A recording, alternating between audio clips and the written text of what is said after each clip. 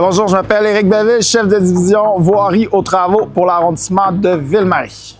On est présentement sur la rue Augun, entre la rue de Rouen et Hochelaga, dans le quartier de Sainte-Marie. On est présentement en train de construire la première saillie drainante à grande capacité de la ville de Montréal.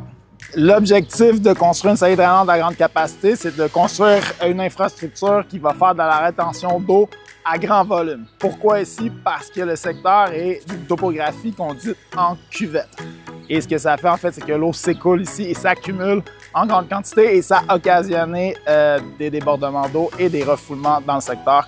Actuellement, nos équipes sont en train d'installer ce qu'on appelle le réservoir. C'est ce que ça va servir à prendre le trop-plein de la saillie, en fait. L'eau va s'écouler dans le premier temps dans une fosse de plantation.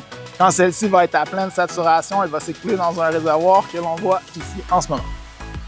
Le principe est que l'eau s'écoule dans les saillies végétalisées et lorsque la terre est à saturation, s'écoule dans les réservoirs pour y rester le temps avant de s'écouler dans l'égout. La différence entre une saillie drainante à grande capacité et une saillie drainante dite classique, c'est principalement qu'on l'a boostée 10 fois plus grande que par son volume et sa capacité. Vraiment 10 fois, c'est le vrai terme, c'est des vrais calculs.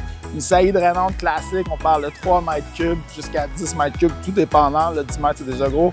Ici, on parle de 160 mètres cubes d'eau qui pourrait être retenue. Ce qui les différencie aussi, c'est qu'une saillie drainante classique a un trop-plein également. Sauf que le trop-plein qui se situe soit dans la saillie, une fois que l'eau est à pleine capacité dans la saillie végétalisée, s'écoule directement dans l'égout. Or ici, comme on disait tout à l'heure, le trop-plein va aller dans un réservoir qui est juste là.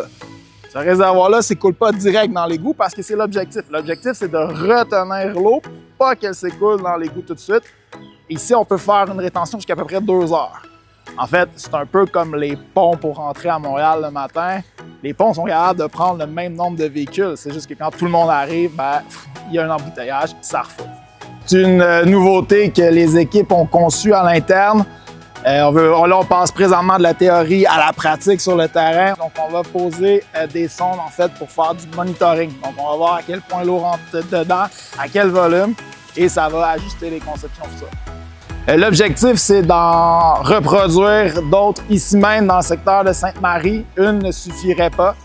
Toutefois, on va ajuster, comme je disais, on va ajuster suite aux données qu'on va cumuler. Mais l'objectif, évidemment, c'est d'en déployer d'autres.